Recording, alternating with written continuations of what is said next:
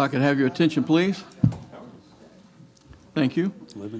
I'd like to welcome you to our September the 26th council meeting. In the interest of time efficiency and ensuring that everyone who wishes to address the council is given the opportunity to do so, the following will apply to all comments made by the public. If you desire to be recognized by the chair, please fill out a request form and present it to the city clerk present in the council chambers. Each speaker shall be allotted 3 minutes to address the council unless such time is extended by the mayor or by questions from council. Groups shall designate a spokesperson to avoid repetition of comments. Every effort will be made to avoid interrupting speakers. Thank you for participating in your city government. We ask that you please silence all electronic devices. At this time, we will have our invocation by Pastor Alden Whiteman from Amazing Grace Baptist Church. Please stand, and if you'll remain standing after the invocation for the Pledge of Allegiance. Our precious Lord, it is with joy that we attend this meeting tonight. Thank you, our Father, for those who have interest in the city of St. Cloud. Ask your intercession and protection and blessing upon each one that's here, upon the city council and their staff.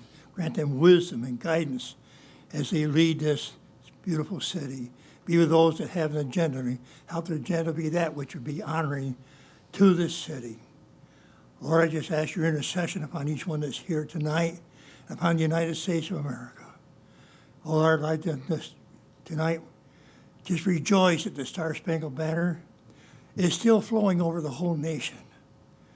We thank you, our Father, that Jesus Christ came to die for sinners.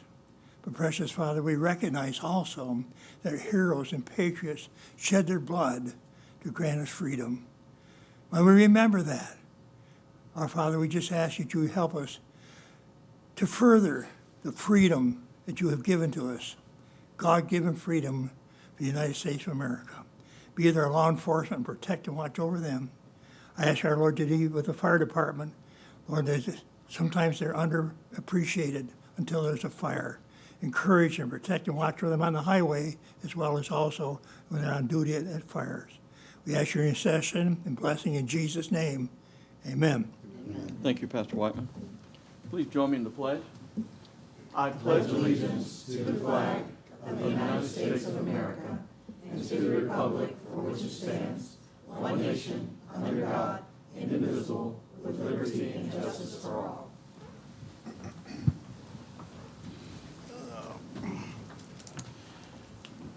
Madam Clerk, will you please call the roll? Mayor Blackwell. Present. Deputy Mayor Matheny. That was a here. Cooper. I'm here. Councilmember Askew. Here. Councilmember Trace. Here.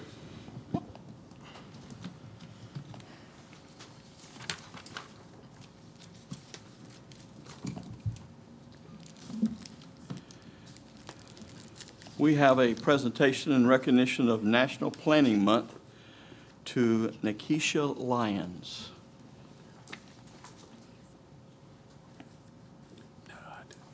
Just for reference. Whereas change is constant and affects all cities, towns, suburbs, counties, boroughs, townships, rural areas, and other places, and whereas community planning and planners can help manage this change in a way that provides better choices for how people work, live, and play, and whereas community planning provides an opportunity for all residents to be equally and meaningfully involved in making choices that determine the shared vision of their neighborhoods, and whereas the full benefits of planning come through public officials and citizens who understand, support, and demand excellence in planning and plan implementation, and whereas the month of October is designated as National Community Planning Month throughout the United States of America and its territories, and whereas members of the American Planning Association and its professional institute, the American Institute of Certified Planners, celebrate National Community Planning Month to highlight the value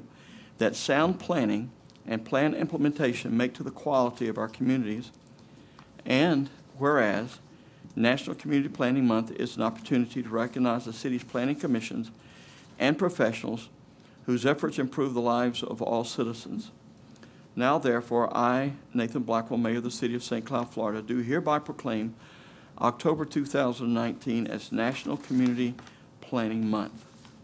Would you like to share something? Good evening, everyone. Nikisha Lyon with the Planning and Zoning Division. In recognition of National Community Planning Month by the American Planning Association, the City of St. Cloud has partnered with various local businesses and organizations to raise awareness of the importance of planning in the community. We are honored to continue this tradition with the second annual art competition for students throughout Osceola County. With the theme of planning for infrastructure that benefits all, students have the chance to showcase their artistic talent by embracing concepts such as the city's transportation network, our beautiful parks and trails, the historic character of our downtown, and much more. The competition runs from now to October 25th. Winning artwork will be hung throughout City Hall, and winners will be presented at a special ceremony on November 12th. A presentation to showcase winning artwork will be given during the November City Council meeting. We appreciate this opportunity to raise awareness of planning in our community, and we would love for you all to join us in celebration as we showcase what St. Cloud has to offer. Thank you.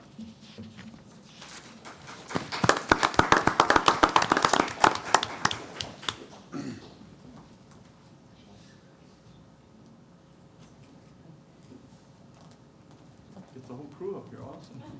I should have had you guys come up.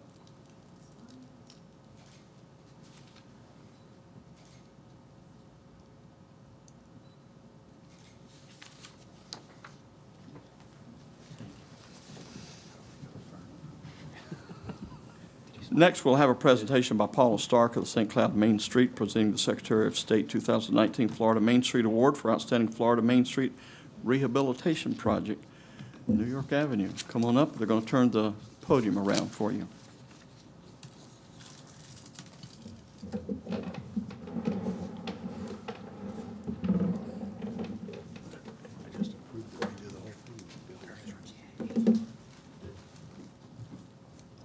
Good evening.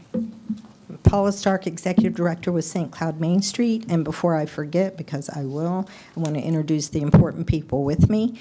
My almost past president, Mel Welch, my soon-to-be president, Rick Hauser, and then becoming right behind him, president-elect is Miss Patty Loading. So they're here with me to do the photo op with you all tonight.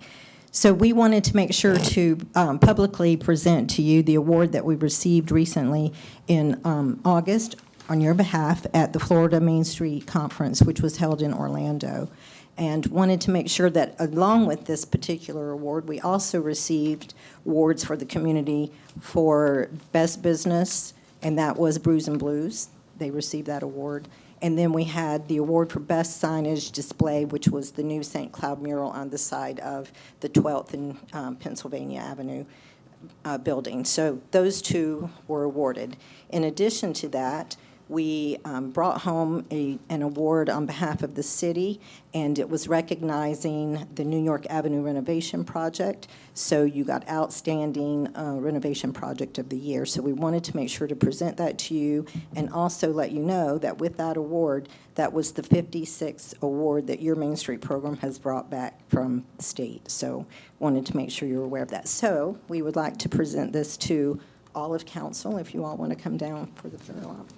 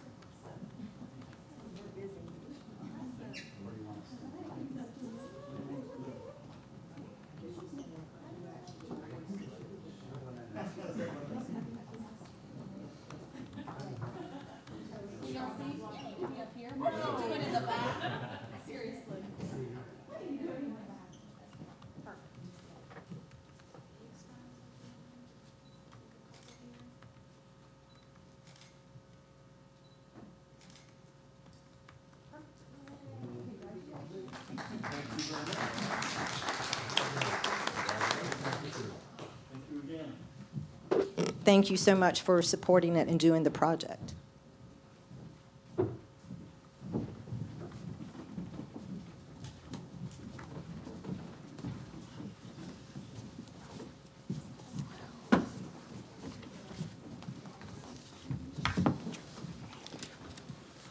And we are indeed incredibly grateful to Main Street for all of your leadership and your help, and appreciate certainly all the staff, the building department that helped make all of this possible. Thank you so much. At this time, we have a presentation by the Osceola County regarding the Census 2020 by Danica Ransom. It's good to have you here. Thank you so much. Appreciate you all having me here today. Thank you, Mayor, as well as all the council members today. Again, and also Ms. Miller for organizing for me to be able to come this evening and present to you about the 2020 census and what Osceola County is doing to prepare ourselves to ensure that we have a successful census count. So again, my name is Danica Ransom. I'm with Osceola County Human Services. I'm also joined here today by my department director, Ms. Celestia McLeod, who's sitting in the back. And again, I just want to share with you some of our plans for the county to participate in the 2020 census today. So just to give you a brief overview about the census started way back in 1790. The U.S. Constitution mandates that we have a census, and also the House of Representatives, every 10 years, we have to do this. So the census is confidential and it's required by law. Starting in 2020, one of the newest things that the Census Bureau is doing is allowing for people to complete the census not only by mail and phone as we have in the past, but online. So that should hopefully reach more and more people with technology moving forward so much. The census is actually due to the President of the United States by the end of next year. Why the census is so important to city and local county governments, about $675 billion annually in federal funds is distributed throughout states and local governments because of the census. It helps with the redistricting, of our state legislative districts, forecasting for potential transportation needs, determining eligible housing assistance and rehab loans that we have in our community. Just right here in St. Cloud, as well as Osceola County, I know you guys are a newly CDBG entitlement community, so the census data is used to determine how much funding you get. So it's why it's really important for us in our office with our social service programs and our housing programs to make sure we have a successful census count. I recently learned a lot more about the census that I didn't know. I didn't realize that it impacts so many things, like transportation and daycare and Head Start and all those different education needs we have in our community. So it's really important that we put a lot of effort to make sure all the families within Osceola County are counted. And it also assists with disabilities and elderly services and for children as well. So the local government role in the census, right now there is a huge initiative that the Census Bureau is putting forward, asking local governments to establish what they call complete count committees, so the CCC. What is a CCC? Well, basically, it is a volunteer committee established by the state and local governments to increase awareness and to motivate the residents to participate and respond to the 2020 census. Obviously, the census depends upon community involvement at the entry level, and the CCC members are going to be basically census ambassadors in our community to make sure that we are hitting everybody at entry level to make sure we get as many people to participate in the census. The CCC can consist of government officials, community members that are appointed by our local government. And the primary responsibility of the CCC is really to come up with a census awareness campaign that motivates the community to participate in the census in a timely manner. So as far as established in a complete count committee, Osceola County Board of Commissioners actually approved ours on August 12th, to establish a complete count committee. And our department is heading that initiative with me as a chairperson. And we recently had a lunch and learn on last week where we invited community partners, different local governments. You all actually had a representative there, Ms. Melissa Dunklin, your zoning manager, came to participate with us. So we're really trying to reach out to the cities within Osceola County to get them to partner with us and send representatives that can sit on the complete count committee with us so that we can make sure that it is a general partnership with all the local governments. You being the city of St. Cloud, and we're also going to be talking to the city of Kissimmee, but they actually already have a representative working with us. We're establishing subcommittees, so we have the overall committee, but then we'll have subcommittees that work, even further down in the community to make sure we capture all the families. And the Census Bureau actually has local people that they have placed in Osceola County to assist with the complete count committees, providing information, brochures, help us assist, go out into the community and promote the census. The subcommittees that we're looking at right now is we want to have subcommittees that represent government, the business and chamber community, education, media, and marketing is huge, because that's the one big thing that we realize, that we have to have a real good catchy campaign to get people to want to participate. So we're working on good hashtags and different things like that that we can use. And how we're hoping that the city of St. Cloud can help us as well is putting information on your website, U.S. council members, utilizing your social media platforms to help us promote the fact that the census is upcoming in April. Right now, we're in the education phase now through December. So right now, we're just putting together the committee, getting our subcommittees together, again, coming up with our awareness campaign, our hashtags, and coming up with plans on what we would like to do. It's going to consist of us doing a lot of community events, participating in fairs, any type of flyer blitz, all those different type of things to make sure that we begin now to tell people to save the date. April 1st is going to be the actual census count day. Starting in January through February, that's really the awareness phase where we really kind of kick off those initiatives nationwide to make sure people are becoming aware of why the census is important.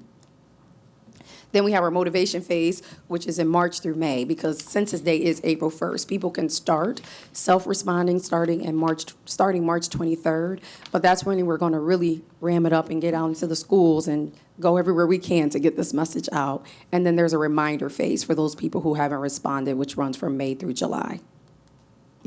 So the next steps for us, again, we've already established our complete count committee, and we're currently working out our subcommittees and getting chairpersons to start those initiatives. And again, we're starting to bring awareness about the census throughout the county, and how we're doing that is we want to be able to put information up on county and city websites, putting flyers and different information in the lobbies of county and city buildings, community centers, and utilizing all the social media platforms that we can.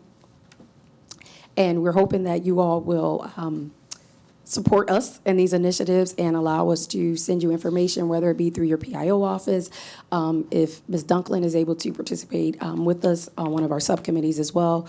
And again, if we can send information to you all to utilize your social media platforms to get the word out about the census. And it definitely will help you, because the more people that are counted in the city of St. Cloud, your CDBG dollars will continue to go up, up, up, up, up. And we know that you have a lot of work that you can do with those funds. So I'm definitely willing to answer any questions you may have, and I appreciate you having me. Councilmember Matheny. Thank you. So that was a lot of really, really good information, and a lot of it I didn't know. I'm embarrassed to tell you. But I agree with you. It's important to be counted, because we can't really, I know one of the things we always complain about is like we've had so much growth and no one is really capturing that, and like here's the opportunity to like capture this growth. And so it's really important. I would love to do whatever we can to support this complete count Committee. And I just have one question. Like, how long does this, like, the census take to, like, actually fill the census data out? Is it, like, an onerous amount of things, or is it, like, 5 minutes? No, the actual question survey, they said most people can get it done in less than 10 minutes. Perfect. Thank And you. with it being online this time, 10 years ago, it was by paper, and I think that may have, deterred people. It comes in your mail, you think it's junk mail. But with it being online, we're hoping that that's going to encourage people to really participate. And for the county as well, we recognize that, or we don't believe in 2010 when the census was done that all the people were counted. Because obviously we see, the needs in the community for housing and, all these different social service programs. But our allocations are kind of stay where they're at, or sometimes our allocations go lower than what we think they should be. So we're like, they can't know, how many people we really have in the community. A couple years ago, we opened up our Section 8 waiting list, which is a rental assistance program. We had 11,000 people, about 6,000 lined up outside starting the night before at our extension service office. So that just lets us know we have that many people looking for rental assistance, but Osceola County has 230 vouchers that belong to us. And HUD uses that census data to determine how many vouchers and different things that they bring into your community. And again, like I talked about with the CDBG funds as well. So, yeah, I just think it's really important, and anything we can do to help, I would be supportive of that. I think it's a really great initiative. And do you find that there's a lot of concern about it being confidential? I know it says it's confidential, but I thought a lot of the struggle was that a lot of people don't trust the system, and now that it's online too, like I feel like that's easily. That's one of the, hackable some of the feedback that the Census Bureau staff did say, that was some of the information that they got, that people felt like it wasn't confidential, or people who are just nervous because maybe they're undocumented here and that sort of thing. So the actual Census Bureau is doing a really good job, which is trying to get out. They provide us with all the information and brochures and different things like that to try to reassure people that it is going to be confidential. It is a trusted process. I think having a complete count committee in your community and this whole initiative of being ambassadors, what we want to do is meet people at their doors in their neighborhoods. So we want to, although we're going to have this big committee and these subcommittees, we're going to go down in the neighborhoods and get people engaged at the church level, with the faith-based groups, so they can tell people at church, it is safe, it is okay, because you'll believe your neighbor more than maybe you'll believe, it coming from me, what I mean? But if we, participate with people at the neighborhood level, and they say, no, it's okay, we trust that. So that's our goal too, is although we're gonna have this big committee and then subcommittees, we also wanna then go recruit people in the neighborhoods, because you trust your neighbor, and if they say it's okay, you're probably gonna do it. Great, thank you so much. Most Councilmember welcome. Trace. I think it's great. We have members from the Chamber and Main Street program here, so I'm sure they'll get the word out as well. And then anytime we have events at the lakefront, when we have tents and stuff, Yes. I'm sure we can work something out to That would be great. have representation there at the Absolutely. parks events. Thanks. Councilmember Askew. Anything you need from us, Danica, just let us know. Thank you. I appreciate it.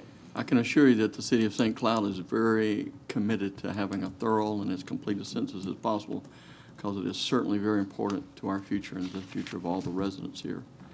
And so we'll do our best to do Thank our you, part, sir. and thank you for all that you do. Who should I reach out to initially when, about, do you have a set PIO person, or?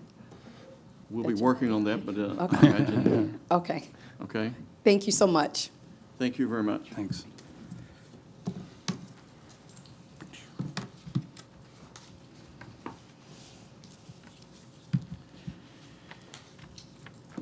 At this time, it brings us to our citizens forum. Any person who desires to comment on any item not in this agenda is provided this opportunity to address the city council. Each person is requested to complete a sign-in form to be provided to the presiding officer prior to or as soon as practical thereafter. The person addresses the council. As you come forward, please state your name and address for the record, and you'll be asked to please limit your comments to 3 minutes. Laura Tweed.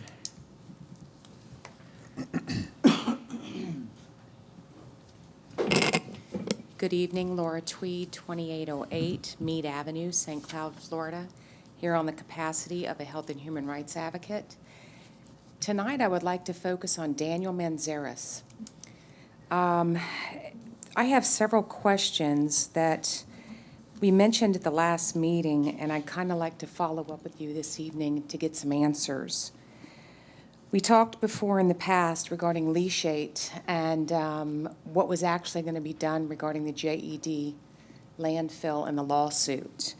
I had also met with Mr. Sturgeon and Mr. Cooper and went over Bob Balcock that works with Aaron Brockovich. He was willing to reach out to the city of St. Cloud and give them some experience and some knowledge. I would like to know if anyone reached out to Mr. Balcock. You need to finish your comments, and then Okay. we'll let them answer. The attorney, from what I've been told, there's attorneys from Orlando being considered. Are those attorneys being brought in under referral basis? My next question, are you anticipating to be paid a referral fee from these attorneys? And if so, is it going to be the standard 25% referral fee that most attorneys receive? The other thing I'd like to find out, has the council considered calling Earth Justice attorneys? If so, when? The next one, the mentioned attorneys, do they leave, or do they have specific leachate or coal ash experience? And extensive environmental experience that I think the city of St. Cloud needs to reach out and have more knowledge of. Do you have personal experience with these attorneys, and have you personally worked with these attorneys, and if so, in what capacity? Has anyone reached out to Bob Balcock? I've already asked that question. I guess my extensive reasoning for asking these questions tonight, just to let you know the questions I'm asking, is I think the city of St. Cloud is in a very uncomfortable spot regarding the lease rate with JED. It's a large amount of money we're facing to have to pay. I think anyone that the city of St. Cloud can reach out to for experience, that's offered their experience to you guys, I think that you need to listen and to grab it. That's all I have to say. Thank you. Thank you. Thank you, Mr. Manzares. Would you like to address any of those questions if it's appropriate? First of all, I'm respectfully, and I've worked as city attorney here for 20 years, and I think most of the people that know me know that we are not in any way financially, professionally related to the individuals that are currently working on behalf of the city as the independent legal counsel to address this as requested by the city council. We are not receiving a referral fee from these attorneys. The comments about what is standard in industry are completely inapplicable to this situation and are false. We have no association with this law firm that's been hired. The law firm currently does work for the city of St. Cloud. We have not worked with these attorneys. However, we are well aware that they are experts in the field, and particularly with regard to the JED facility, as they have experience with that facility. I'm not sure what else you would like me to answer. There was a mention of the gentleman that is offered as assistant. He, as the council will remember, the council instructed us to hire independent counsel who would make determinations as to what experts they wanted to handle. The individual mentioned is as I understand it, is an expert, and we certainly will make sure that the legal counsel has that individual's name, and they can contact him to decide if that's the appropriate experts that they wish to bring in to address it, and whatever assistance that individual can provide. If there's any other questions, I'm happy to answer them. Thank you. Well, I certainly thank you. I don't think anybody questions your integrity. I certainly don't. Thank you, sir. And I don't think Appreciate anyone on that this very council much. does. And we'll certainly doing our best to handle this situation wisely. I will say I agree with one comment that was just made, which is this is it's a very important issue for the city involving potentially a large amount of damages, and we've said that from the very beginning when it came to this. And we have not changed course or our opinion on that with regard to the city, so the city has to do the absolute right and fully informed thing on this matter. Thank you. Michael Lella.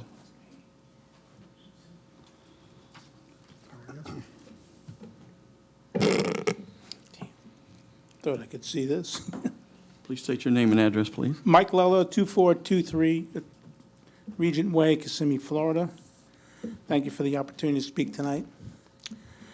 I want to thank all of you for discussing the bill a few weeks ago, a bill to be presented that will prevent the acceptance of coal ash from out of state while accepting only the coal ash that is produced in the state of Florida. As the priorities are finalized for the state legislative delegation less than 2 months away, our question is, what date will this bill be put out on the agenda for final approval so that the community can plan to come out to show our support for the bill? And that's it. That's it? Thank you. We don't determine when that date is. The state legislature will determine when that date is. I think I'm correct on that. When any kind of bill is considered on the state level. I think the gentleman is referring to the comments that were made at the last meeting regarding the city council's support of a resolution to address this. Correct. And I think that's what you're referring to. Yes, yes. And I think the city manager has indicated that will be on the agenda at the next council meeting for the approval of the resolution. The next council, okay. Yeah, and the individual, and I was provided a copy of the proposed bill. I don't know if there's a legislative sponsor that any group has approached about that. But if they do, we certainly would like that information, so that we can try to reach out to whoever in the state house or the state senate is willing to propose this bill, because that'll make whatever resolution the council adopts a lot more effective. Do you know the date of the next meeting? October 10th. October 10th? Okay. Okay, thank you. Thank you very much. Would anyone else like to speak to the council during the citizens forum? Got one more.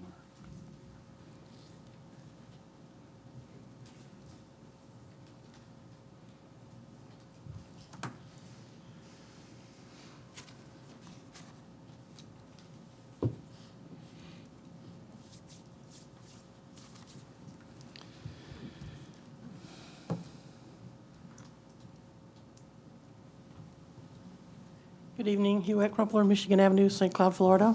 Phone number 407-906-8826. If any citizen wants to talk to me about any city business, I'm always happy to hear from you. I'm going to flip this thing over and tell you what I'm looking for in the way of updates.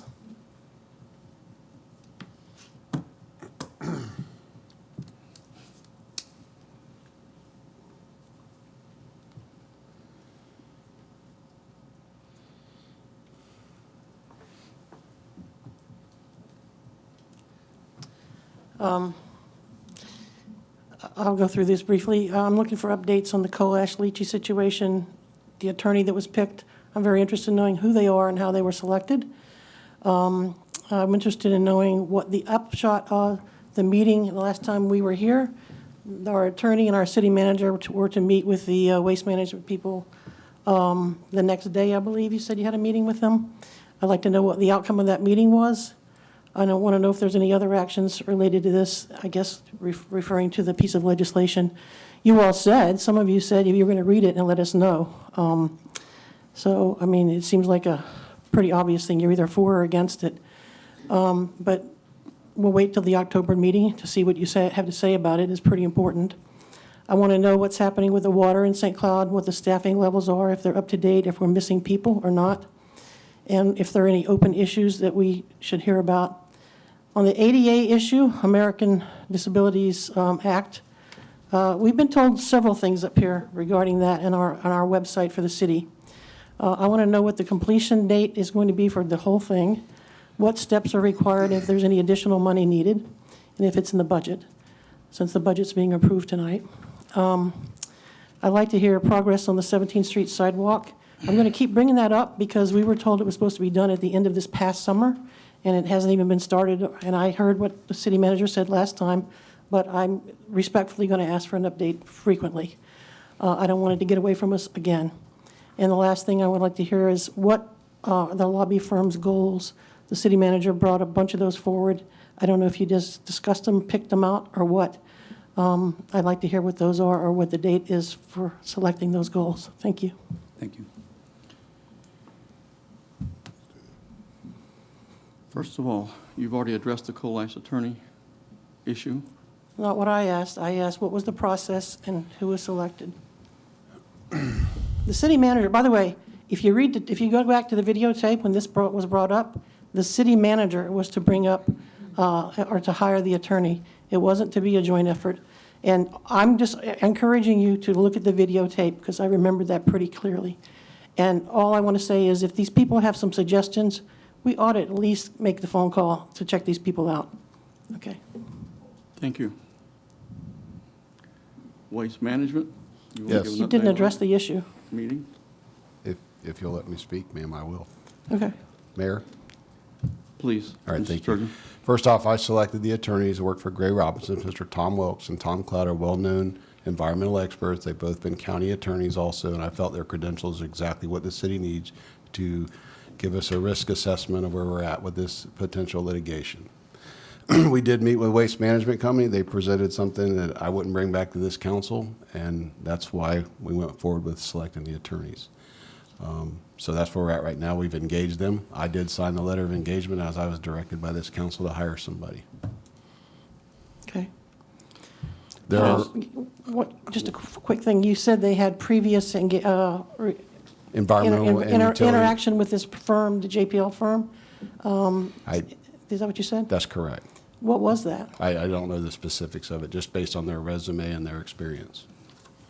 Kind of important. Were they for them or against them? I did my due diligence. I selected them based on their experience, their resume, and their reputation, and the cost. They couldn't handle the matter if they represented the Waste Connection. Correct. They would have a Yeah, conflict. They're not Okay. in conflict. That's what you're asking. That's a good thing to correct. hear. Okay. Yeah, there's no conflict. Okay. Would you like to update the water staffing? As far as I know, environmental utilities I think we have a few openings for operators, but fully staffed, and we're working through the, continuing to provide quality water. There's a couple areas we're still working at chasing some of that residual resin out of the system. We've got some community meetings scheduled for that. The polishers are being brought online in the next 3 weeks. The community meetings are scheduled for In people in the Pine Lakes neighborhood? area, there's still some residual resident in the system. We're continuing to flush the system regularly to try to get that out. Which is seen as what, rusty water in the system? That's what it looks like. Yeah. When's that meeting? October 16th. Okay. Thank you. I think Ms. Miller gave an update on the ADA last meeting, and I don't think she has an additional update. Well, were you not shocked, Bill, at the fact that she said they just learned that they weren't going to be able to complete that job? That they weren't going to be able to provide something? I mean, I thought you were as shocked as I was, honestly, to hear that Well, I night. can tell you, like I said last meeting, that it's a national issue. There's minimal software companies that provide that kind of stuff, and we're working through the problem. We are doing a very good job getting our ADA back online, and we've got a lot of the documents that are compliant, and the website is compliant. Do we have any idea when the whole thing is going to be I compliant? can't give you a timeline, but Ms. Miller's back there waving at me. She'd like to come Okay. up and speak. All right. And what was the last thing on my list there? Can we go back to her list, because I don't. Progress on the 17th Street. Oh, 17th sidewalk Street is in design. It's supposed to be designed by the end of the year, and then bids will go out. So we're expecting a completion by the middle of the summer. Middle of this coming summer. I'll hold you to that one. holding myself to that Lobby one. firm So goals. during my time tonight, I'm going to go over those with the council. Oh, tonight? Yes, ma'am. Oh, okay, thank you. Ms. Miller? Good evening, Veronica Miller, Deputy City Manager. Wanted to update the City Council. The City Clerk, Deputy City Clerk, PIO, and I have continued meeting with our current agenda software company. As we told you at the last meeting, they had just told us that they had no intention of making our current software ADA accessible. Not accessible, that it would convert the documents to be ADA documents. We met to discuss the software that they were recommending. We met with them this week, and their experts told us that that software also does not do it. So we asked, what software do you have that does it? And they do not have one. And as far as I understand from our city clerk, this software company handles not those. The software company is one of the biggest distributors of agenda software. So at this point, we have gone back, based on our conversation with them, to see what they can do to make our agenda package HTML. And they did tell us, though, that certain items will not come through. And again, they were not planning on investing the money to address that. So we're continuing to try to see what the best solution is for St. Cloud. But at this point, our current vendor doesn't have a solution for us. Anything else? No. Thank you. Thank you, Mayor. This time it brings us to our consent agenda. The next portion of tonight's meeting is the consent agenda, which contains items that have been determined to be routine and non-controversial. If anyone in the audience wishes to address a particular item on the consent agenda, now is the opportunity for you to do so. Additionally, if staff or members of the City Council wish to speak on a consent item, they have the same opportunity. First of all, I'll ask the council if there's any items that you're wanting to pull. Councilmember Cooper. Item B.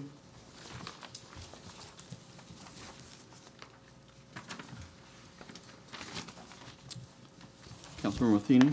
Thank you. I just wanted to talk about J&K. J&K.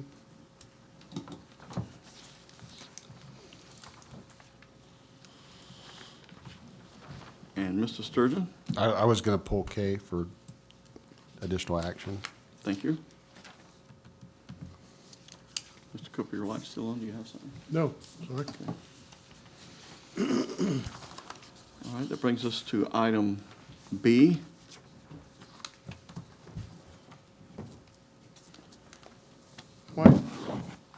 Why are we still got this item in here if we're gonna put a bid out and rebid it? Well, we're not going to right now, Mr. Cooper. We rejected the bids because it came in higher than what our architecture had estimated. And there's some additional staffing changes and ideas I want to discuss with staff before we move forward. So why didn't we just pull B? Why don't we do something? We have to have the council can only reject bids, so it's a request to the council to reject all bids. I can't do it as the Okay. chief procurement officer. And I'd like to see being pulled tonight. You want it pulled for a separate vote or something? You It need, needs to be voted on. Right, I need your permission to reject all bids. yes. I'd The like to pull council. it Because of the high cost it was. Well, What's Mr. the Cooper, staff? the reason why staff is recommending that it be reject all bids is because of the high cost of the bids. So the process is gonna be, if you approve this, then it'll go back out for bid. Okay, so it's already gonna. Later. You're gonna do the same thing what I'm gonna ask. Yes, sir. Yes, Okay, sir. as long as Yes, you're sir. doing that, it's fine. And just a little Not a footnote, problem. this is one of the items that the staff is looking at addressing in the procurement policy when we bring it back to you, is so that the council, that the city manager or the procurement manager would have the authority to reject bids, so you won't You're have to making see this it. easy. Can you make this easy a little? That's what we're trying. That's what we're trying to do, is we work. This is not one of those easy. But right now, we have to bring it back to council. Okay, this is just not one of those easy. Okay, thank you, sir. Okay, thank you. Councilmember Matheny? Thank you. Item J. I just had a couple comments, like item J, I'm don't have any issue with, but when I read it, I thought, are we gonna capture the, looking at the fees that are charged within the city? Because I know when we were going through the budgeting process, that was something that was discussed, that, you know, we may not be charging fees that cover our costs, things like that. The city manager has told me that our finance director is looking into that separately, but that was just a concern of mine when you're looking kind of strategic planning, staffing, that kind of stuff, to take the fee component into it. That's just, I wanted to kind of just So you mentioned making a comment? make a comment on All that. right. You also mentioned item K. We'll go to Mr. Sturgeon first. Yes, Go to sir. him first. He might be saying the same thing. Okay, so there was a scheduling issue with the November 14th meeting, so I have an alternative resolution. And we'd like to propose moving the meeting to November 21st, so we can all attend. I think we have a lobbying effort that day, and there's some other people at other functions, and so we wouldn't be able to see the full council. Can we just have a consensus that we agree on this change, Mr. Manzarek? Well, it's actually in the resolution, so what Mr. Sturgeon is saying is, the resolution that's in the consent agenda, he wanted to change the date. I think it's November 14th in the resolution now. Want to change it to the 21st? 21st. So when you approve that item, you'd be approving it with the 21st date. And So there's December no 1st. objections to No. doing that? Yes, sir, and December the 1st, December the 12th. 12th for this December meeting. 12th, 12th? Yes. December. I don't know why I put the first. All right, 12. Okay. Anything else? Would anyone else like to comment on the consent agenda? Me. Again? Councilmember Matheny? Okay. K, though what I wanted to say on K was, not what the city manager said. So I'm fine with the meeting date, so we just discussed, but I wanted to see council's feeling about canceling the workshop in December. It's December 19th. I'd like to cancel that workshop as well, and that, when we, you know, kind of have that conversation. I don't know that it needs to be in this vote, but when I was just looking at it, I was like, oh yeah, that's great, but then we still have this workshop that's like, you know, a few days before Christmas. It would be nice to, I'm good with that. everybody's fine with that. Okay, that was it. Any objections? No. Merry Christmas. Early. Do I have a motion that we, Motion to approve? have a motion from Councilmember Askew, a second from Matheny? We didn't have any, did you ask the audience? Oh, I'm sorry, I thought I'd asked, nobody had come up. Please come on up then, I don't have a paper by you, I'm sorry. Missed that one. Good evening, Hugh Crumpler, Michigan Avenue, St. Cloud, Florida. I mostly have some pretty brief questions. On number A, is that money that we're paying out or money that we're getting back on that recovery? You know, sometimes we get money back.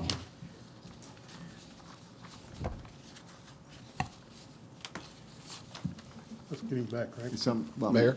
That, you want Would to? you address that? Go ahead. Is I that, was asking Mr. permission to Sturgeon. talk. Thank you, Mayor. okay, Yes, that's money that we're paying to this company if they're Okay. engaged for disaster recovery, and that's the people that help us compile our FEMA paperwork for reimbursement. So Okay. that's a contract we have to have in place. right. So we're not getting that one back. Well, actually, it is reimbursable through FEMA. That's what I thought. Yeah, That's why I that's was trying to correct. make that point, that we're Correct. really not being cost that money because we are going to get reimbursed for it, right? So that's a good thing. On number D, I just wanted to know, what's the scope of roughly, because it says it's in the budget for all these pipes, valves, and fittings, which we certainly do need, and I won't argue the point. But how much money are we spending on that, and has that gone out to bid frequently, or are we just continue to use the same vendor? It's in compliance with our procurement policy, and we do go back and look at those every so often and rebid those. And it is through the FMPA, Okay. which is a piggyback contract, which they go out to bid regularly also. So it's been through the vetted process for procurement. And again, there's probably 15 or 20 line items that this is coming out of. Yeah. But it's only used if, we need to replace pipe or valves or stuff like that. So we allocate money every year for operations and maintenance. All right. Thank you for that. The salt on number E, I take it that's salt to treat water? Correct. Water treatment? Correct. 196,000. On number F, I don't know what SCADA means. What is that? SCADA? What is that? I don't know what it stands for, but that's the monitoring system for all our water and wastewater systems. It's the electronic monitoring system. It's just it has an acronym, but I don't know it myself, but. Okay, well, it's a water monitoring system? Correct. Okay. And then number G, it says it's for the fire department, it's a mock alert system. Is that something we're paying for or something we're getting money back for? And can No. you describe what it is? Okay, so it's the alerting system for the fire department.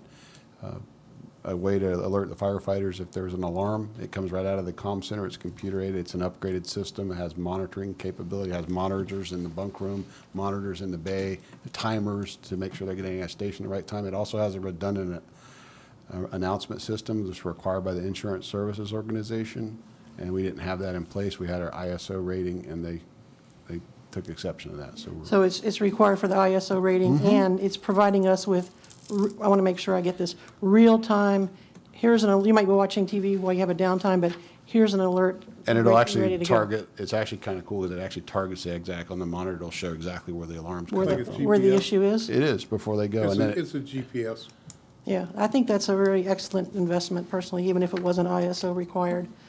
On number H, that software, what is that software for? That's the software that links that system I just talked about with our computer-aided dispatch system. Okay, thank you. And that one's, it says 950,000, oh, that's not 9,500, not 90, okay, I see. That's $9,500, correct? Or $950? $950. Sorry, my glasses failed me. Okay, that's good. On I, data communications, that one's, what is that for? Software for our phones. They, Phones. end of life, which is about 7 or 8 years on a software system, and we're upgrading. That's a citywide phone upgrade. So that's $262,000 That is correct. for new phones, which we haven't had. Just for- software, not the phones. We're not replacing hardware, just Oh, okay, software. just for the software. Will it do anything better to make the phone service better? I hope so. I'm serious. I hope so, too. I hear that Unless you people have answer it. trouble getting through. Not unless you answer it better. All right. Well, it will make it better, correct, Mr. Sturgeon? I hope Yes, so. it will. I'm being facetious, but yes, it's an enhanced system. It'll give us a few more whistles and bells that can help out. And it hasn't been updated for 7 years, so we That's don't need correct. it for another 7 to 10 years, That's- hopefully. That's what we're hoping. Okay. And then the Matrix Consulting Group that you have down for $91,750 for strategic planning, is that a new group, a different group? Is that That's a new group, and that's actually a staffing study. We're gonna do staffing study for levels? Staffing levels, performance indicators, process mapping, business processes. They're going to do a whole workup for me On what your performance measurements are by job? for the entire city. That's correct. Okay. All right. But you still having strategic planning for the council? We're still operating off of our 5-year strategic plan. Yeah, but are you updating that plan, or are you just working We from the have same one? each department, yes. So each department has a business plan that links to that those 6 strategic goals, and we update that quarterly, and it's sent to the council. Right. And then annually, we'll do an update, as we always do, just to That's see what I'm if there's asking. new issues, and we'll add them to the plan. Okay. And that's it for me for questions. Thank you. Thanks for the answer. Does anyone else have any comments on the consent agenda? If not, I will entertain a motion again from Mr. Askew. Second from Councilmember Matheny. Madam Clerk? Deputy Mayor Matheny? Aye. Councilmember Cooper, Aye. Councilmember Askew. Aye. Councilmember Trace. Aye. Mayor Blackwell. Aye. Motion carries 5-0. Next item on the agenda are public hearings. Brings us to item number 1. Please share. Final of two public hearings for resolution number 2019-168R, a resolution of the City Council of the City of St. Cloud, Florida, establishing a final ad valorem tax millage for the City of St. Cloud for fiscal year 2019-2020, the same being adopted prior to the adoption of the final budget for said period. Good evening, Wendy Colazzo, Finance Director. Good evening, Mayor, respectful council, City Manager, City Attorney. My pleasure again to present 2019 Resolution 168R. Under the Florida Statute 200.065, we are keeping the tax millage at 5.1128, which is 7.87% above the rollback rate this year. A graph outlining the previous or rollback rate of 4.7 comparative to the 5.11. Current home value rates this year went up 8.9%. The 5.1128 millage rate will be needed to fund the following increases for the 1920 proposed general budget. For the general fund, excuse me. That's a 9% increase we'll be using in personnel costs totaling $2.8 million. The $2.8 million being spread across 3 positions, 3% cost of living raises, and my apologies, 3 positions totaling $250,000, 3% cost of living raises at $784,000, an 8% increase in medical insurance, which the city is absorbing for its employees at $423,000, and of course, all public safety union contract costs that come with that at $998,000. On the others categories, $363,000, compiling the 2.819. The 3% increase in operating costs comes out to $420,692 due to cost of goods and services and increases in levels of services in the following 4 categories. In the public safety realm, coming in at $126,119 in increased operating. Roads and streets at $12,408. Parks and Recs coming in at $183,384, and general support actually having a decline of $98,781.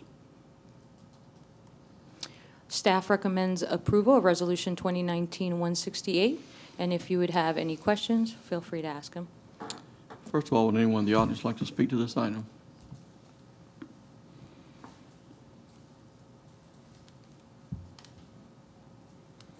Is it possible to go back a couple of, to like 2 or 3 of these?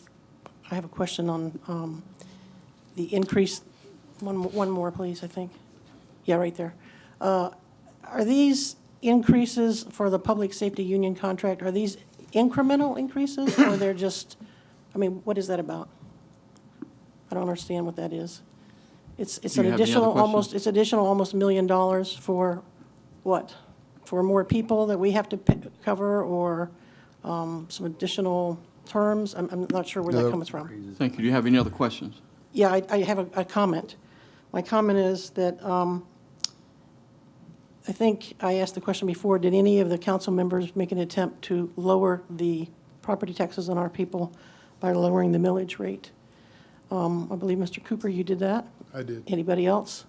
So all I'm saying is people who run on the idea that taxes are too high, and you put that in your materials frequently, and that's what you run on, when you have a chance to lower taxes because we got increased property values and the money's going up because of all the new houses and all the increased property value, you should have taken advantage of that, and Chuck shouldn't be the only one who attempted to do that. That's my opinion. But I would appreciate an answer on the other one. Thank you. Thank you. Wendy, will you address the public safety union contract? Yes, sir. To answer the question, public safety union contract costs do not only include staffing, but when we absorb medical insurance at 8%, union contract cost has its own stipulations and increases that we have to cover on the fringe side, as well as, you know, their hourly rate, their overtime rate. So the cost is always much more on covering public safety and union. It goes beyond just an hourly rate or their salaries. And it's not covering because, as you can see, the only positions we put into the budget this year were 3 positions, none of them being in public safety at this point. My correction, 1 lieutenant, nothing in fire, which was, like I said, to cover the union contract costs, or just simply all the fringe and benefits that come with it that have been negotiated, with the committee. But like I said, this year, public safety definitely did not receive any additional positions that were unwarranted or unneeded. Thank you. Ms. Tweed? No, ma'am, you've had your time. I just want to say we should be hiring more firefighters and police officers. That's ridiculous. Thank you, ma'am. Laura Tweed, 2808 Mead Avenue. I'd like to know what the 3 new positions are and who the current carrier is for the medical insurance. Thank you. The 3 positions are a lieutenant in the police department, interdepartmental coordinator or business navigator that work in the city manager's office, and a training and safety coordinator in human resources. Thank you. When did you get that second? Yes, sir. For the medical insurance, we have Blue Cross Blue Shield. They have been the existing carrier at this time. Thank you. Thank you. Would anyone else like to speak to this item? If not, we'll have discussion and a motion by council. Get the manager. You have your light on? Oh, I'm sorry, Mayor. Mr. Sturgeon? I was like, me? Motion to approve? Have a motion for Councilmember Matheny. Do I have a second? Second. Madam Clerk, will you please call the roll? Councilmember Cooper? Aye. Councilmember Askew? Aye. Councilmember Trace? Aye. Deputy Mayor Matheny? Aye. Mayor Blackwell? Aye. Motion carries 5-0. Item number 2, please. Final 2 public hearings for resolution number 2019-169R, a resolution of the City Council of the City of St. Cloud, Florida, establishing a final budget for the City of St. Cloud for fiscal year 2019-2020, the same being adopted following the adoption of the final millage rate for said period. Mr. Colazo? Sir, Wendy Colazzo, Finance Director. 2019-169R is the final approval for the, per Florida Statute 166-241, to adopt the budget for fiscal year 2020. The amount available from taxation and other sources include balances brought forward from prior fiscal years. They must equal the appropriations of expenditures and reserves. In other words, the adopted budget should balance. This is a quick overview of the revenue in millions totaling $168.7 million. Highlighted through color and percentages are the revenue in millions coming from different sources, to include fund balance, ad valorem proceeds, other taxes, licenses and permits, intergovernmental, charges for services, fines and forfeitures, miscellaneous, and other financing sources. Some of our larger, of course, is fund balance forward at 24.7, which is 15%. Likewise, other taxes at $25 million, 15%, and ad valorem taxes at 7%. Miscellaneous coming in at 31% as well. Please stop me if you have any questions. In comparison, that revenue in millions at 168.7, we'd like to demonstrate the different percentages through the general fund, special revenue funds, the debt service fund, capital project, utility funds, economic development, the CRA, and internal service funds. We have, and sorry, my apologies, is a little blurry for me, but 31% coming in from the general fund, 37% coming in from utility fund, and special revenue coming in at 20%. Did I read it incorrectly, sir? No. Oh, No, I'm sorry. Sorry. Just checking. Unfortunately, profession has taken my eyes, so. But that is the general overview of the top 3 categories coming in with revenue.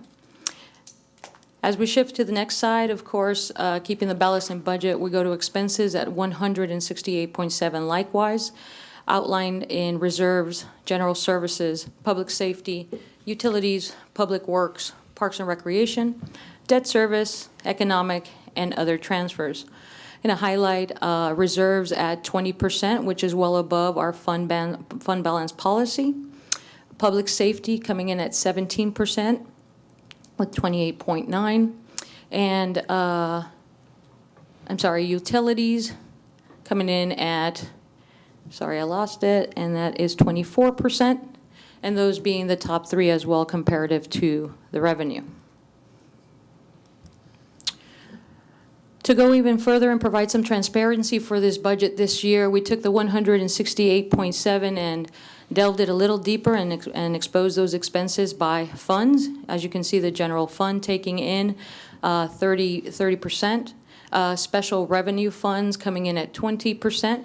Debt service, it needs to be noted that it's one of the best years that we've had for debt service, coming in at 3%, great reduction coming there. And capital projects, also having a reduction of almost 46% this year, which is getting reviewed now again. And utility funds coming in at 37%, and economic development funds coming in at a 4% rate. General fund balance, wanted to give you an overview year over year as far as where the policy is, which currently is 12.5. Your actual budget, it comes in the red area.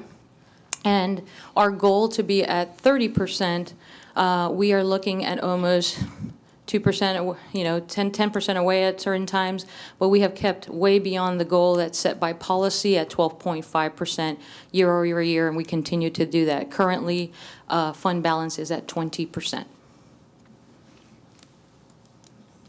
Staff recommends approval of this resolution, and any questions, please feel free to ask. Would anyone in the audience like to speak to this item?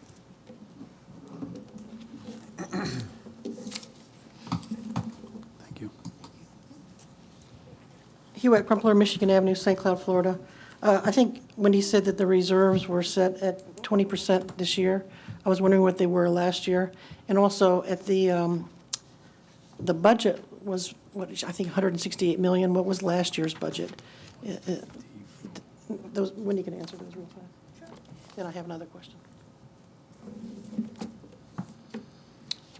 Get you the numbers.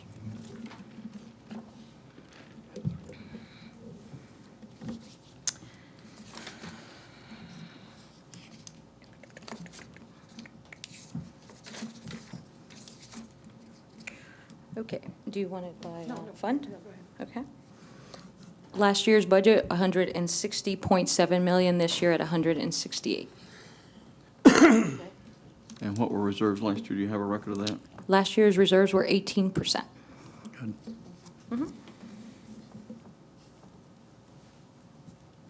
I guess what I'm asking is it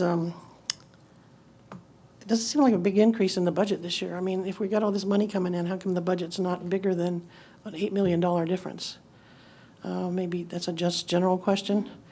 And my other point that I tried to make, and I wasn't allowed, but I'll try to make it here, is that, you know, with the growth that's taking place here and the demands that are on every single day, the calls that our fire department, EMT guys and gals are running and answering, I don't know how we cannot have more personnel for next year, given the amount of effort and calls that these people are making out of the police department as well. That's just a general comment. And I'm not for trying to increase the budget, but I will say, if you're going to add people, that's probably where you're going to have to add people. But I want to say this. I don't really, I think we're doing good in terms of increasing the reserves. I don't know what the overall goal is going to be other than 20, but I hope the reserves have money for lawyers, for taking care of this coal ash issue. And I think we got lucky on the hurricane, and maybe we won't have to spend all of our reserves on that, but maybe some good law firms. Thank you. Thank you. Sir, do you need me to address that? Yes. I guess the fair answer to that would be in line with the city manager's vision that, at least as when I onboarded, there's a bit of a structural imbalance, and we're trying to reduce that. Originally, we were going to use $2 million of contingency dollars, and the city manager wanted to alleviate that. He sure did, almost by 50%. And I think we're at a point from transition to absorption.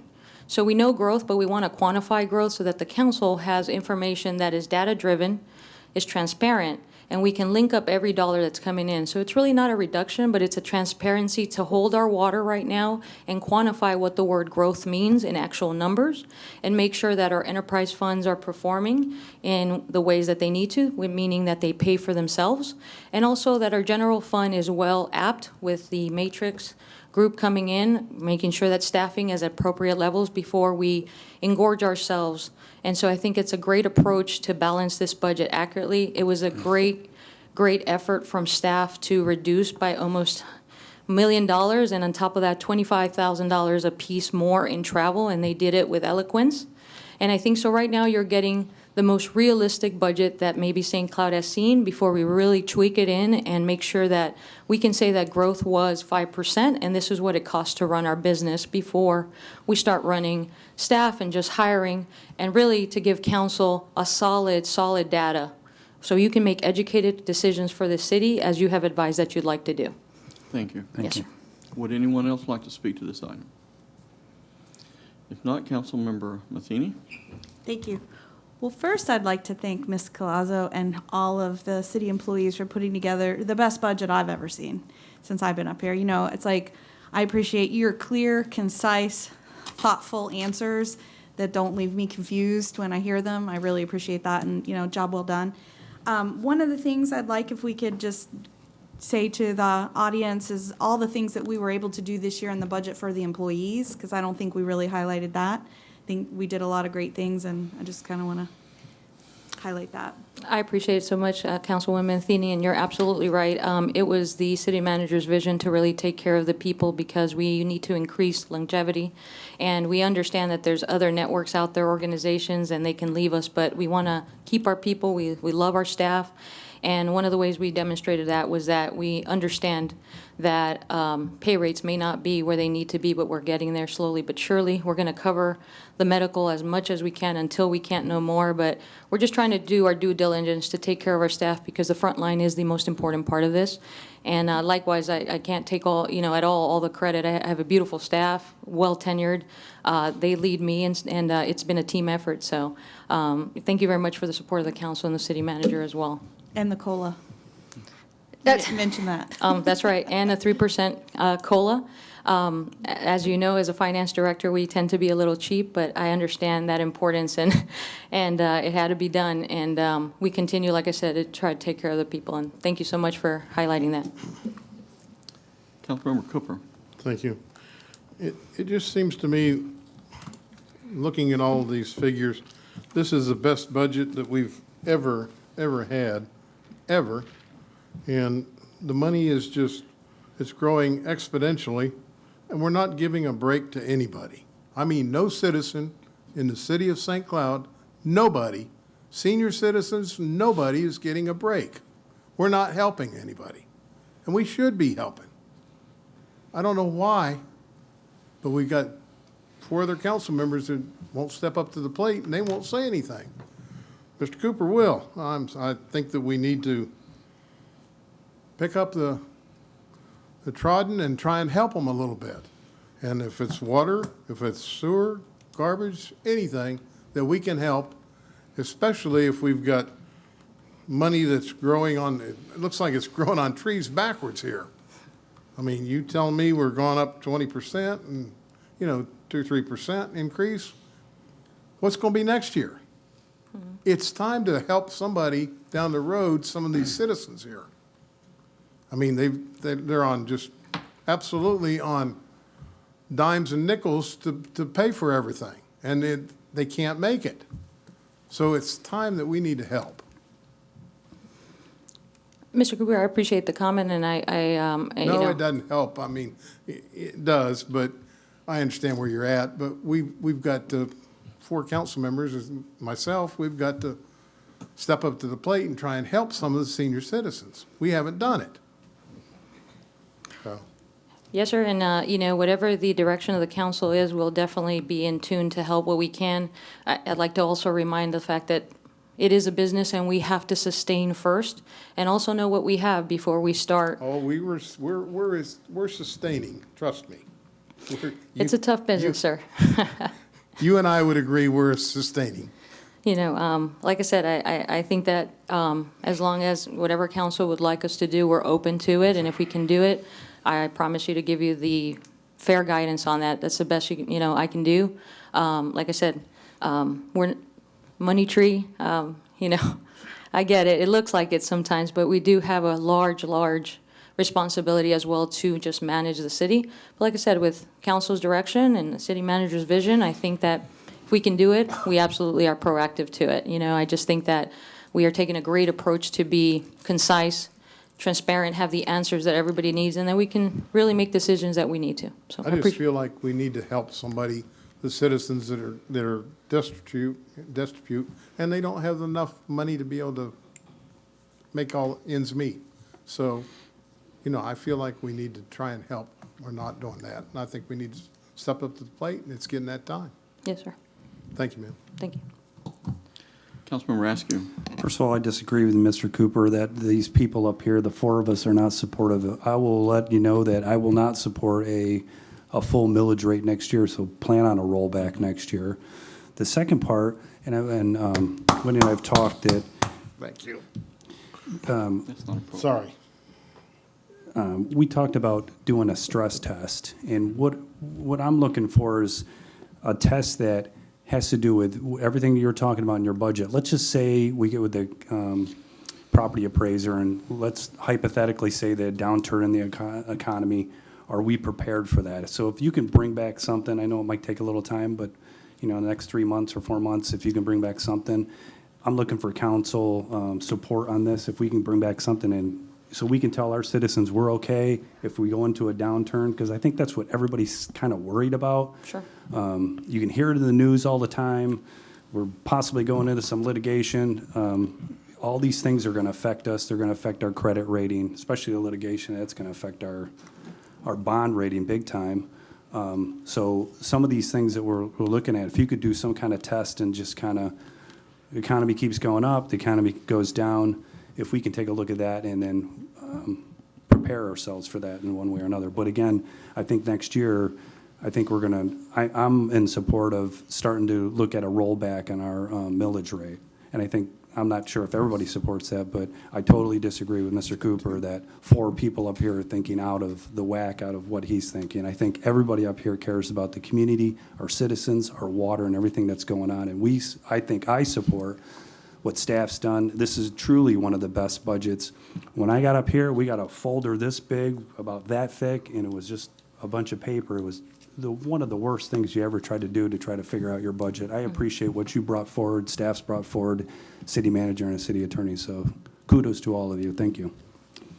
Thank you, sir. And just to give you some, added information of, the conversations we had, we do currently have a consultant that will be looking at the enterprise funds currently, and by December 2019, we'll be stress testing expenditures and revenue, the validity of our capital within that. And I thought that it was a great platform that we talked about with Mr. Wheeler, with his vision and his guidance as well. And I think it's something we're going to use that same platform across all funds and test them just the way, keeping in mind what you had said. So just giving you some update that we're currently doing that now. The enterprise funds were a big focus because those are our high dollar ticket items if something goes wrong, and also to align the capital projects funding as well and have everything aligned to the vision of St. Cloud. If we can get the city in order, it's going to help out all our citizens. Yes, sir. Really, what we're up here for is to protect our citizens and make sure the city is run correctly, and I think that you guys are helping us with that, so I appreciate it.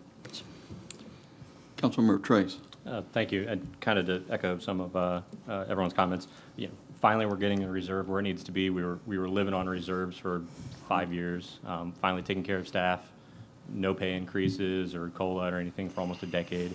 So we're finally getting in the right place. Echo Dave's comments about rollback rate, next year, and then we're paying down debt, which is good because we have had a whole bunch of it, and then we need to look forward along with the stress test. If the penny sales tax, it comes up in 2024. 2024, yes, sir. 2024, so that'll likely go away. So we need to make sure that we have that on the horizon, along with a downturn in the economy. So, thank you. Great budget. And I also thank you for all the work that you've done and the staff has done. And you guys have gone the extra mile in putting together, I believe, one of the best balanced, realistic budgets that we've ever had. You know, it's really good to be able to see that our reserves are finally where they ought to be, and if we did have a crisis, we would be better able to handle it because, you know, it hasn't been at this point. You know, what many people don't realize is that, you know, when you look at the budget, in the past, there have been many unstaffed positions because the money wasn't there to pay them. And we've had, in the past, a revolving door because we haven't paid competitive salaries to what Kissimmee and Osceola County certainly aren't, just paying. And we get people, we train them for 2 or 3 years and put all of that investment in them, then they're just right out the door because they can make several dollars more on down the road. And so I'm just really glad that we've been able to take better care of our staff, fund our salary survey, and to continue moving forward on that to get those, to take care of our staff, get it where it ought to be. And I certainly appreciate the fact that we've been dealing with staff reduction, debt reduction, which has been a huge factor in the past. And I look forward, I'd love to see the day come we don't have any debt. Mr. Sturgeon. Is there any council members want to speak before I do? I want to defer to them. No. I just want to, I totally support Mr. Askew and Mr. Trace's vision of having a stress test across all funds. So I just wanted to get consensus to move forward with that. I think it's a great idea. Sure. And then I also want to thank my staff. You know, I had a vision. I was handled a city that had a structurally imbalanced budget, and we're working out of that. We've had to renegotiate union contracts. We take care of our employees because I don't want to be a revolving door like the mayor deferred to earlier. I'm huge on training and education. Our staff is better trained and more educated than they were 2 years ago. And I just want to thank you for your leadership and your vision and your trust in me to allow to move this city forward. And I appreciate the opportunity, and I really appreciate my staff and all their hard work. And I think that work shows tonight. So thank you, staff. Thank you, Mr. Sturgeon. Do I have a motion? Motion to approve. Second. We have a motion from Councilmember Askew, second from Matheny. Madam Clerk? Councilmember Askew? Aye. Councilmember Trace? Aye. Deputy Mayor Matheny? Aye. Councilmember Cooper? Aye. Mayor Blackwell? Aye. Motion carries 5-0. Oops.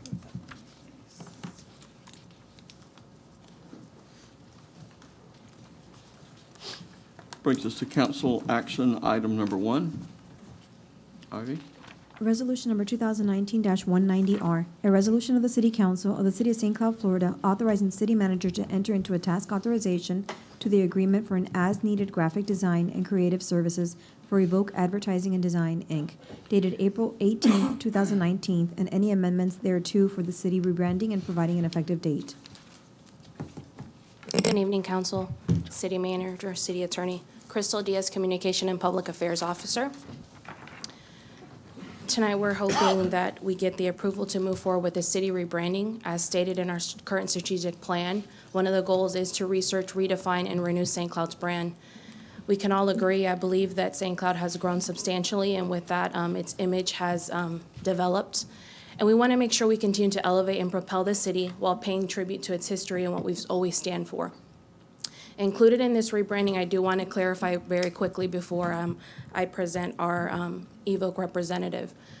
It will not only replace the image, it will also help us discover who we are as a city.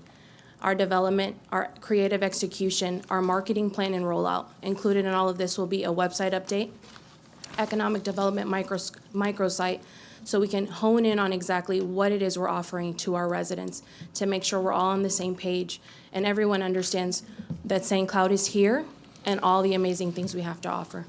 With that said, I want to introduce Terry Mooney with Evoke Advertising. Thank you. Good evening, Mayor and Council, City Manager and Attorney. Thank you very much for having me here. We're, of course, very excited to have the opportunity to work with the city and the team on this project. We did have a meeting with the team, and I just want to commend them. They're very dedicated and passionate about this, so that was awesome. And our team as well is very excited at this opportunity and would love to move forward with it as well. So they asked me just to prepare like a brief PowerPoint tonight just to kind of walk through it. And Crystal alluded to the fact that, you know, a brand these days is not just a logo. It's what you stand for. It's the experience that in a city that your residents, your businesses, your visitors, and your economic development goes after as well. So that would be our purpose for that as well. It's a positioning thing. You know, the visual brand is one thing, but it's what's behind that that makes the experience, is really what a brand is all about. All right, I'll figure this out. So very quickly, I'll just walk through these kind of quickly. If anybody wants to stop, please just let me know. What a brand is, I just kind of talked about that. So there's the image part of the brand, visual image, and then there's the positioning component of a brand that's extremely important as well.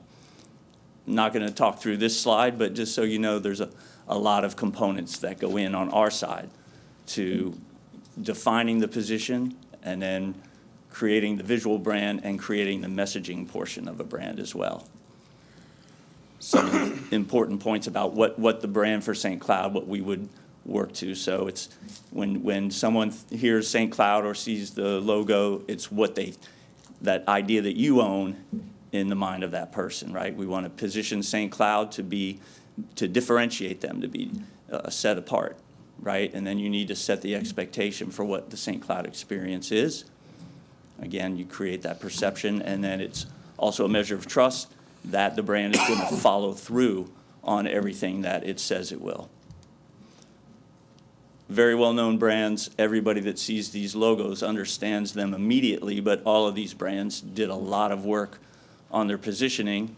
You know, with Apple, the experience you're going to get. You know, everyone knows that they sell great products, but what they really want to do is make your life better, right, through that product. And you know, when you go to the Apple store or you get a box, you get the Apple bag, you go open it up, it's a very defined brand experience. So I'm just using these as kind of examples that everybody kind of experiences in their life. Here's some city brands that we just thought we would put up here. I threw the Winter Park one up there because I think they've done a good job, just like you all are doing now, with a lot of strategic planning and a lot of visioning, and then talking about the character of the city. And so when you see that logo and someone talks about Winter Park, everybody understands what that experience is and what it's going to bring. And we want to do the same thing for St. Cloud. We have a couple examples that we included in this presentation as well.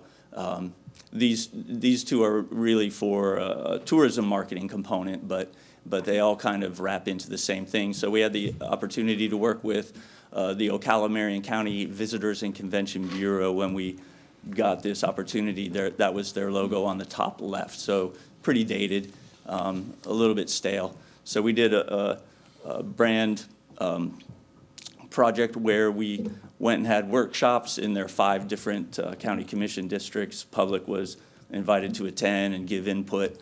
We compiled all that information, all that feedback. Same thing.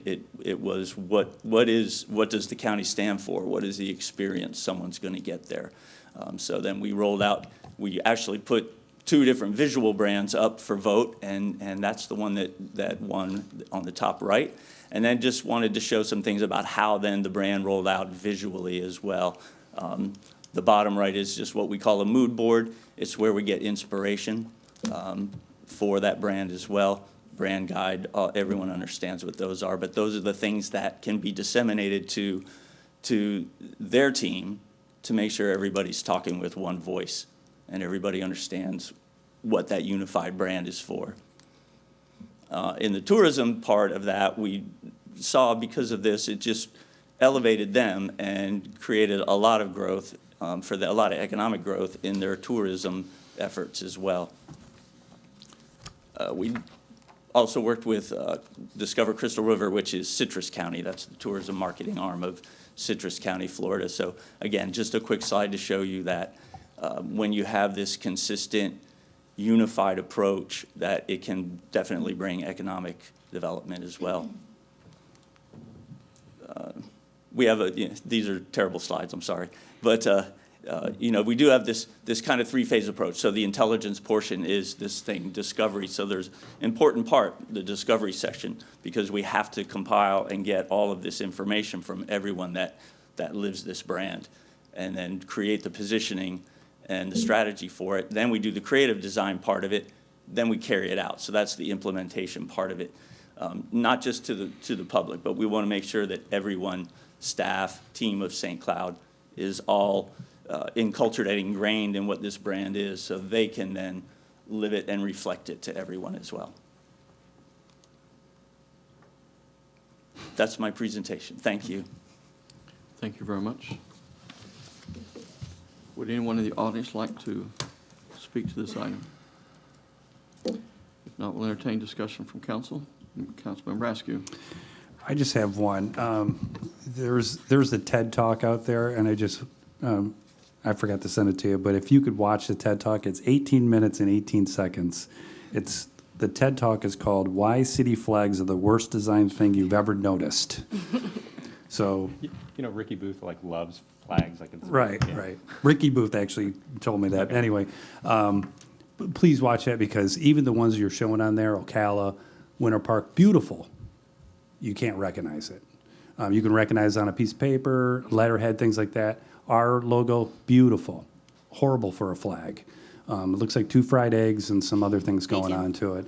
You said it, not So us. did I say that out loud? So if there's some way, at least watch that. Ex-designer myself, but it just kind of opens your eyes like, wow. The whole 18 minutes, you'll basically come out of it. A 3-year-old should be able to design your flag. If you showed the flag to him, he should be able to put it on paper. One of the best designed flags is Chicago and some others, but if you could just watch that, it would be fantastic. I looked at your stuff, it looks great. Thank you very much. Any other council? Councilmember Trace? I'd like to thank staff for putting together the implementation cost, because that's a big part of this, not just changing the logo, changes it on every single piece of collateral that we have. So, but I just generally am not a big fan of spending $90,000 to redo the logo, and I know it's branding and all that, but I think that we're doing a better job at telling our story, telling the city's story. Now that we have a great PIO and some other staff that helps tell the story of what St. Cloud is, I just think $90,000 is a whole lot of money. $140,000 in implementation. It's like $4 per resident to put together a new logo and implement it. I'd rather spend some of that money to hire another staff person, so PIO can have more time to implement and get the word out there to the residents. So I'm just not a big fan of spending the money. Thank you. Rebranding has so much more to do than just coming up with a new logo. Absolutely. And a new flag. It has to do with our image to not only this community, but also to businesses that we're trying to attract and bring into this area. And I certainly hope that that's part of the strategy that we're certainly will be addressing to this rebranding, is how do we market our city in such a way that businesses, when they come here, they'll be attracted to our city and want to bring businesses and want to bring hopefully commercial investments in industry to our city, because I think that is incredibly significant. Mayor, if I may make a comment in regard to Councilmember Trace. The way we look at this is an investment towards the city. Right now, as we market and sell our story, for lack of a better term, there's inconsistencies of where we are and where we were and where the vision is, the council's vision and the city manager's vision and the staff members' vision of where we want the city to go. And as the mayor was saying, right now, while as we try, we're scraping to tell our story, the image itself, unfortunately, doesn't match with what we're trying to sell. Like Terry was mentioning, when we see Nike, you know what you're going to get, versus if you go to Payless before they close down, you know where you're going to get. So our goal here is to put this investment, these funds in, and get that return back when we draw in the economic development businesses, that high caliber that we're telling people that we offer, but unfortunately aren't right now. It doesn't look like that from the outside. Any other questions? Council? Do I have a motion? Motion to approve. A motion from Councilmember Matheny. Do I have a second? Second. Second, Councilmember Cooper. Madam Clerk? Councilmember Trace, Nay. Deputy Mayor Matheny, Aye. Councilmember Cooper?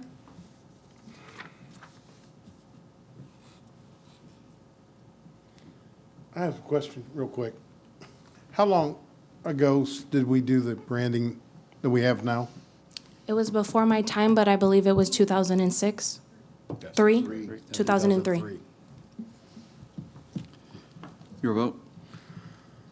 Aye. Councilmember Askew? Aye. Mayor Blackwell? Aye. Motion carries 4-1. Thank you so much.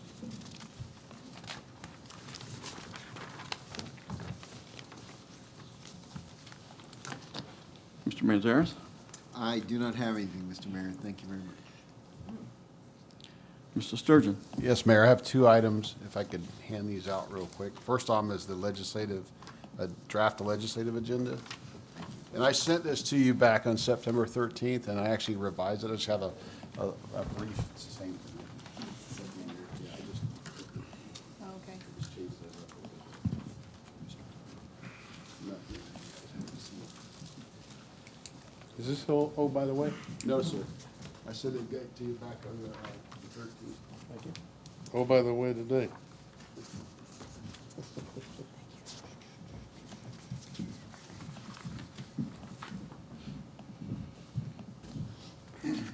Like I said earlier, I sent this to on September 13th, and historically what we did is we took a tally sheet. I sent it out to the staff. I brainstormed a bunch of ideas for lobbying efforts this year, and then we scored those 1 to 5 staff. And then I sent those to the lobbyists that we had, and they went and made comments and rated it. So I put this list together. The one thing I did remove from the list, and I just put it at the top just for illustration, was I've talked to several of our delegation, and the local bill, they're not interested in proceeding with that. That would put them in a very difficult position. I also talked to our lobbyist, Chris Carmody, and he agrees that might not be a good thing to pursue that this year. So what we did is we broke it down into, and they're not in any order, Chisholm Park stormwater runoff and dredging, city lobbyists, job training, advanced welding, partnering with OTEC. That's also, we're actually putting in a grant for that also right now. The seaplane base, several items for that, ramps, docks, a fueling station, some fire protection devices, and then Mutter Road. The longer-term projects, I talked with both Mr. Wheeler and Mr. Swingle as far as alternative water supply. This year, again, that would have to be through Stopper, and they don't think they would be able to ask for any money this year because we're not ready for that and that project for land acquisition and exploratory drilling. So they said, let's hold off another year, just their recommendation. And then, as you know, the public safety facilities and infrastructure. Right now, we have that public safety task force that's doing some really good hard work, and I just didn't think we were prepared to go forward with any lobbying on that. So I just wanted to have a discussion. I already had staff go ahead and start filling out the legislative paperwork. It needs to be to the state legislature by November 15th, and so I want to have plenty of time. I feel very comfortable that we're ahead of the curve this year, that we can have deliberation and debate and make sure we get the right projects up there to lobby for. And then don't ever forget that part of lobbying is also protecting the city from home rule and all those things that could affect the city. I think that our lobbyists are on top of that, had great conversation. I just want to add one of the things that is going to be in my evaluation coming up is I'm going to be more engaged in the lobbying process and state issues so I can keep you well informed of what's going on in the city, things I think is going to affect us in the future. So I just wanted to have a discussion if I could proceed forward with this or make modifications, add to, subtract. Councilmember Matheny? I have a question. So the ones at the top, the 4 bullets, are the ones you're recommending? Yes, ma'am. Well, I had 3 of those 4 on my list. I didn't have the seaplane base, but this is, it aligns with what I had done on my own separately. So I also had the Cypress and public safety under kind of federal lobbying. But I understand we're not ready yet, but I'm fine with that list of 4. Councilmember Askew? I'm fine with the list. When it comes, I think, Bill Sturgeon and I had a little conversation when it comes to OTEC. I told some people when they came into my shop, like, it's exciting, we're going to have a welding thing. They were a little older, and they're like, well, that's for young kids. Is there a way to, if a citizen from St. Cloud wants to try welding, do they have to go through the entire process of the whole schooling thing, or is there a way to, streamline it for an actual citizen in St. Cloud? Let's say somebody in the front row here says, I'm going to weld. Let's, You know, is there a way that they don't get caught up in the paperwork and the minutia of going to school? I got 3 kids in school. There's a lot of minutia that comes along with that, so. I agree, and I'd have to get with the school board on that. And again, based on my background in vocational education, it's open to people, you know, senior citizens. And again, the whole idea of the advanced welding program is to allow somebody to go over a year at night versus the advanced manufacturing program at Valencia, which is a day program. Right. So this is really designed to catch those people that maybe want to change careers, are a little older, and want to do something different. But it's a very good job, and as you know, we have several operations here in St. Cloud that use welders. There's more interest in it and a lot of construction. Yeah, 2 people reached out to me in my shop, so it always tells me if 2 people, there's probably a lot more that won't come out and ask, but pretty amazed. Never been in, but, you know, they reached out for that reason, so I think it's very exciting, so I like all the stuff you got there. Councilmember Trace? Good set of legislative targets. On the seaplane base, was it Tavares that has the seaplane base that's been really successful? That's correct. Would we be able to ask for money from Experience Kissimmee? Because they put out a bunch of capital every year, and I don't see much spent on the east side of town. I can do that, Is that, council. you know, Sure. we could try to prove it with what has happened in Tavares, with their capital investment, where the money came from, and then also the impact of that. That's great. And then Mutter Road, yeah, that's good. Job training's great. Yeah, that's a good list. Are we taking official direction action on this, or is it? Well, if we could, like I said, we've already started doing the paperwork. I took a little bit of a risk there, knowing that we presented this a few weeks earlier without in total council direction, but we've had enough discussions. I felt comfortable doing that and comfortable that we're so far ahead. If we want to make some modifications, we can. Well, I'm certainly supportive of the 4 priority items that you've listed. I'd also like to just encourage you to do a little research into the opioid crisis issue. There's a lot of funds because that is such a real big issue right now, both on the state and the federal level. If there's anything that, you know, we might be able to tap into that could maybe help with this incredible problem that so many people are struggling with. But I believe you have a consensus from the council, do we not? Mm-hmm. Yes. On the top 4 items? So, move forward. Well, thank you. And I have one additional item. It's against the current land development code to have food trucks in the city of St. Cloud, except during special events. And we've got several inquiries. We've met with several citizens who want us to take another look at that. And I didn't want to spend a lot of staff time on that before and bring back a change to the land development code without council direction. And I just wanted to give just a brief synopsis of what staff is recommending if we do go back and approve those. There's 9 items that planning's asked me to have you look at. Food trucks permitted only in the central business district. Mini site plan has to be reviewed. Annual permit required, must be located entirely on private property. The food truck must be secondary to the primary use on the property. Food truck cannot be located on a vacant property. The food truck is not visible from a primary road, no screening required from an alley, and there will be no additional signage for businesses is permitted. So again, I had a discussion with the deputy mayor the other day, and kind of food trucks is becoming not vogue anymore, but I've got some business owners that are asking if we can do that. And again, they're working under a special event permit right now, which is a little bit of stretch of the code, but it is there for them to use. And again, I'd like some council direction if we want to go and explore this a little bit more. Councilmember Matheny? So I'm in charge of all things Vogue, if you guys have questions later. I don't like your shirt, Keith. I don't like it. No, it's scarves. So, actually, the discussion that I had with the city manager was just based on my experience of being in the government for 10 years. I had a different way to, attack this issue. As far as I'm aware, it's one situation we're talking about, correct? Well, there was a second one that's been going probably 6-8 months ago. So. But it just harkens me back to the sailboat or whatever that came into the city of St. Cloud that wanted the taller garage, and the city changed the code to accommodate that. What was it, a sailboat or an RV or something? Like it was a one-of, right? So to accommodate it, the city changed the code, but what it did was open the door to the metal buildings. All right. right? So my thought process with this is instead of like going through this whole thing of changing the code, if we were so inclined for this special I mean, they've got a lot of special circumstances, and I don't really think a lot of people are gonna like check that, but why don't we just allow that one thing? Instead of like going and changing all of the code, if we are so inclined, could we give a variance or something to that one particular item instead of potentially creating all these unintended consequences of big metal garages? Mr. Manzarek. Well, you can't grant a variance. Currently, the code prohibits, except for, as Mr. Sturgeon said, in those for special events. So we could tweak the code a little bit to allow the city council to basically on a case-by-case basis approve them without, and then you could look at each one.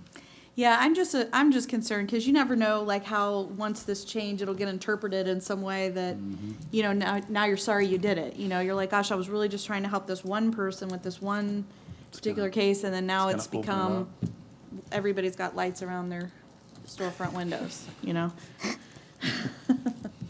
So that, I mean, that's just my thought. If there was a way, if we had a particular situation, why don't we just look at that particular situation versus wholesale changes? There are ways to deal with it. They're typically conditional use permits or special exceptions that you can allow, but there currently is anything in the city code that would allow for it. So it's going, if you want to move in this direction, it's going to require at least some change, maybe a minimal change, but some change to the city code.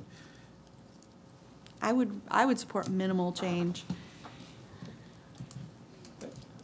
Yeah, and I think part of the entertainment district is to have unique, different dining experiences.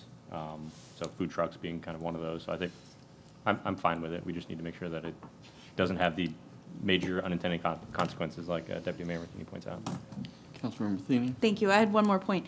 So I think when this whole, and I don't know if anybody was on council back then, maybe Dave, but I think also there is some concerns with the businesses that are in downtown because they've invested all this money in their kitchens and their grills and all this stuff, and they have to get permits, they have to have all the overhead and the seating. So I think that's why I just want to tread real carefully on this idea. Flip side of the same coin is the local bill that was passed last year that a lot of people invested in liquor license that now, so it's same kind of deal. Councilmember Askew. Yeah, I know what we're talking about. My only concern is when food trucks come in, they don't generate any tax dollars for the city of St. Cloud. They don't have to put a bathroom in. They don't have to pay for water. They don't have to pay for sewer. They don't have to pay for electricity, none of this stuff. But they take the money that the folks generate out. If there's some way to collect that, I doubt that there is, but that's one of my only, especially knowing that there's a restaurant going in behind that one. There's talks of a restaurant going in front of that one, so that's concerns. If they find out that that's going to be full-time all the time, then they might pull out and not bring a restaurant in. So those are questions to leave out there. Any other input? So where do we leave you now? It's my understanding that we want to do a minor tweak, that we can do a process where the council can do it on a case-by-case basis. And I was going to have Andre just weigh in if he would. Thank you. No, I called him up. I did call him up earlier. Mayor, may he speak? May he speak? Thank you. Andre Anderson, Planning and Zoning Director. I just want to get clarification because I'm hearing two different messages. I'm hearing that you want varied experiences. I'm hearing you want minor tweaks. And the varied experiences would be if you're having food trucks along the right-of-way. The purpose of writing this proposal, if we were to do it, is that it would be, again, secondary to the primary use, and it would only be on that private property. So it speaks to addressing that specific case. What Mr. Manzarek said about making it a conditional use gives you the opportunity to then deal with that specific case. So I think we're leaning more towards that direction where it's a very specific conditional use approval rather than a wholesale approval within the CBD that you seem to be opposed to. But that still does not negate or prevent you from having the opportunity for a food truck roundup or a special event where you can have the food trucks and the special and its varied experiences. So I think we can accomplish both if we go that route. Can we push it to, you know, you're going to do it for a year or two or whatever we decide, can we push it to, you're going to actually put a kitchen in and try to get away from the food truck and on the, Sure, but I'm not really sure what the motivation is, because I can envision that someone would say, you know, this week it's an Asian fusion food truck, next week it's a Mexican food truck, next week it's a barbecue food truck. They may want to have a varied experience as well in their business. I'm not sure what their motivation was specifically, but we can definitely consider that as well. Because ultimately, you do want the businesses to have their own kitchen. Mr. Manzares. Well, just, and that's one of the reasons why we suggested either a special exception or a conditional use, because the conditional use allows you to address certain things like what's going on in the area, whether there are existing competing restaurants or complementary restaurants that would deal with the food service industry. And then it also allows you to put a time frame on the conditional use permit. So you could, in theory, look, if someone did come in and apply for a conditional use permit again, you could have it set up so that they have to, it has to be annually reviewed or annually renewed, and then as the development occurs and new facilities come in, you may decide after a little while that, no, this isn't the right place for a conditional use permit that allows for a food truck, because now there are more brick and mortar businesses or competing businesses in the area than there were when we first considered it. So that's why a conditional use permit is probably the best way to address it, if you want to do that. Councilmember Trace. I'm good with a conditional use permit instead of tweaking the code to kind of allow it carte blanche. Yeah, I think conditional use certainly gives us more flexibility and certainly being able to limit it. All right? We're good. Got it. You have some Tweak. direction? Yes. I do. Thank you. And finally, I just want to let council know tomorrow, my directors and I will be in Orlando at a strategic planning retreat. We'll be available by phone if you need one of us. So we'll be working on the strategic plan for next year. Excellent. Thank you. Councilmember Askew. I got nothing, Mayor. Thank you. Councilmember Cooper. Dan, you're going to be ready for next meeting for the coal ash people? You'll. Well, I'm not going to be ready for the coalition people, Mrs. Cooper. My direction, I understand it, is to draft. The direction that we sent you. Let's put you in the right direction. Well, my understanding is that the city council would like a resolution that would support yes. the state of Florida or to take some sort of legislative action to prohibit the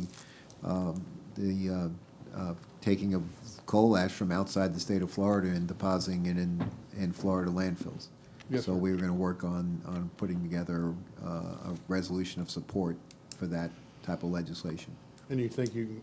I know it can, and we certainly have already initially drafted a resolution based on the last thing. As I indicated earlier, a resolution like that would carry a little bit more weight and a little more effectiveness if there were somebody in the state legislature that was already thinking about it. And we're trying to, I'm not saying there isn't somebody out there that's thinking about it right now, but we certainly are trying to find that out. Okay. Can I chime in for a second? There is a couple, I don't think it's on paper yet, but one of them is that they're trying to eliminate coal ash, period, in the state. And I don't think that's going to fly. That's going to have a big problem, especially because we get our power from OUC.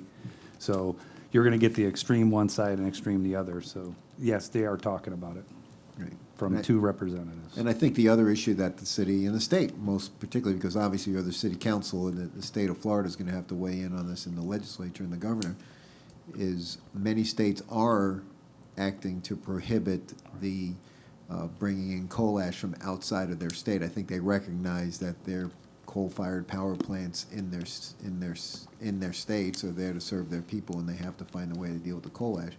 But the more states that prohibit outside coal ash from coming in, the more vulnerable Florida gets to being the one that they come to.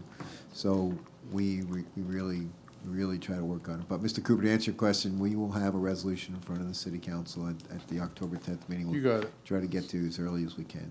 You got it. Okay. Bill, can you tell me about Massachusetts Avenue, the home here that's for rent? Could we put that out for rent? We're looking $1,100 or whatever. So several we- meetings, I'm sorry, Mr. Cooper, please finish. Possibly look and see if we could put I don't know how you could put it out for everybody. to put a bid or to come in and like to rent it? So several meetings ago, council direction was to raise the rent on those rental properties that the city owns. I do have one city employee there that has a reduced rate at that rental. We raised the rate, the other one, 803 Massachusetts, to 1,100, haven't had anybody from employee. And it's always been kind of an employee benefit for our lesser paid employees to be able to stay there. So we raised the rent. We haven't had anybody inquire. So Mr. Cooper asked me the other day if I'd be interested in marketing that to the general public, and I just wanted council direction on that before we proceeded. Councilmember Trace, you have a question? So this is kind of bringing up a different thing, but it'll come around. We're talking with OUC about the corrections and the fix to the old power plant.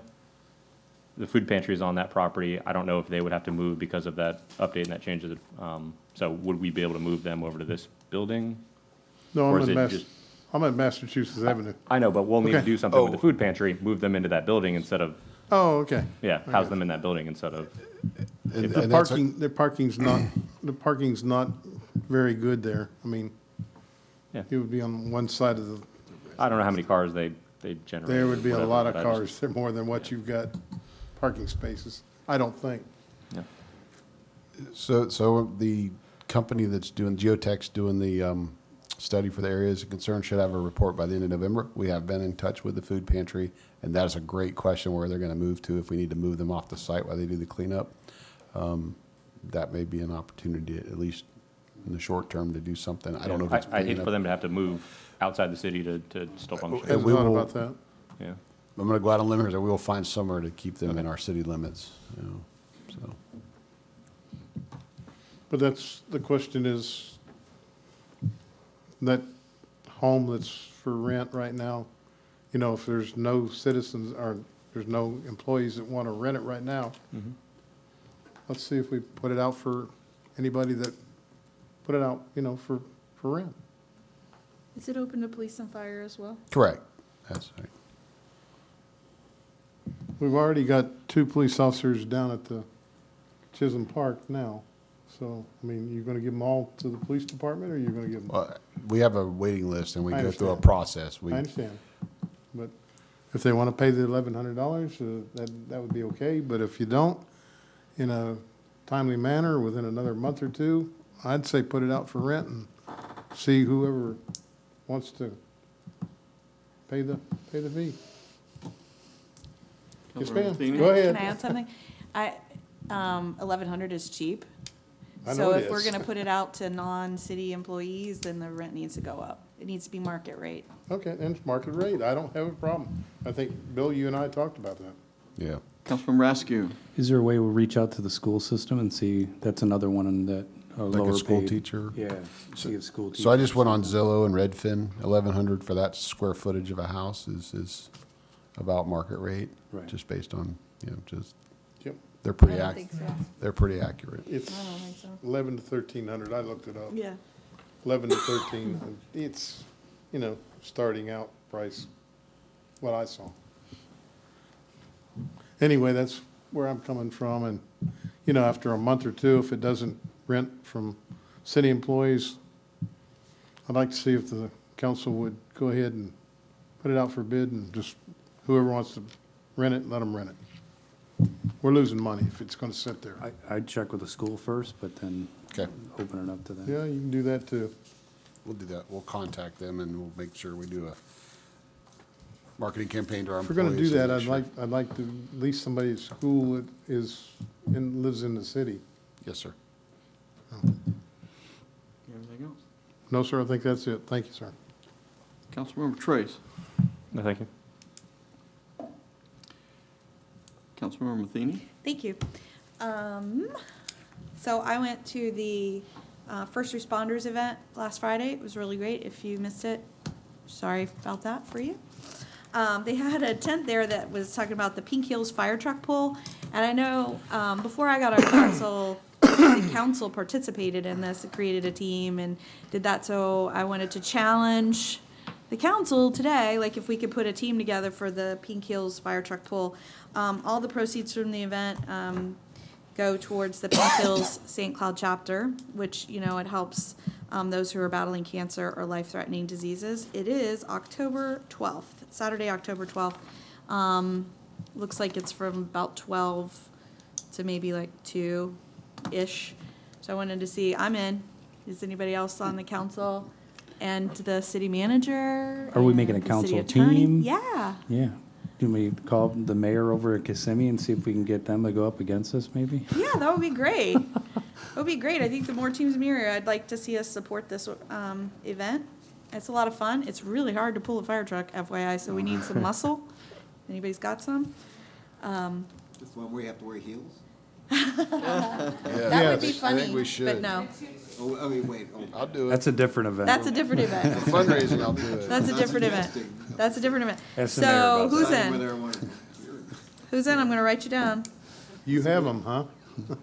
It's October, it's very October difficult to get 12th. size 12. Size 12. Oh, you can get those online, don't worry. There's specialty stores for that. Yeah, it's October 12th. From 10 to 3. It's from, right here it says the registration opens at noon, and then the first poll is at 1. That's what I'm saying, maybe like noon to 2. I don't know, is it later than 2, Chief? Do you know? Is it a public event? Yes. Anybody can create a team? I've got an extra form. I'll be on it. I'll put it on there. Okay, so I got the mayor, I'll throw the mayor in the bus. I got Keith said he would. Is Keith I heard in it? Keith over there. He was hinting, said he would. Mr. Cooper. Thanks, Keith. I'll drive the boss house. You can sit in the fire truck. You can sit in the fire truck. Dave, city Yeah, manager. you can do that. Dan, are you in? Oh, let me check my. Okay, we're gonna have a team. We're gonna have a team. He's How many gonna- people are allowed on a team? That's a lawyer's way of I don't saying know, no. It's 10. Is it 10? It's 10. So we'll. We need to get some muscle. That's what I said. We need some muscle. It is very heavy. Can we get like PS. Zilke and some of those big Yeah, guys yeah. over there? Absolutely. Come over. Yeah. You got any good firefighters we can borrow? They probably, the fire and police usually have their own. I think you right? need Andre Home Anderson Depot, I back there. stacked. Mr. Anderson, are you? Yeah, he's just sitting way too cool over there. Miss Miller, are you on it? All right. She's on my calendar, yes. Crystal, are you in? Howard, you'll do it? Howard. All right, I got the form here. If anybody Howard wants to down. come put their name on it. The winning team. That's it. For me. You're done? That's it. Well, again, I'd just like to add another thanks to our city manager for his leadership with the budgeting process, and again, for all the staff going the extra mile to put together this budget. Again, it's just very significant, and I thank all of you for your leadership. Brings us to our information and section and report section. Wednesday, October the 2nd, 2019, Stevens Plantation Independent Special District Meeting will be at 6 p.m. here in City Hall Council Chambers. Thursday, October the 10th, will be our next City Council meeting at 6:30 p.m., also here in Chambers. I'd like to make you aware that we've issued a proclamation in recognition of Stormwater Awareness Week. Also, you have available for your reading pleasure warrant list number 18, as well as the minutes from the Tree Advisory Committee meeting of August 2019 that was approved. With that, we are done, and we are adjourned. How many do you need?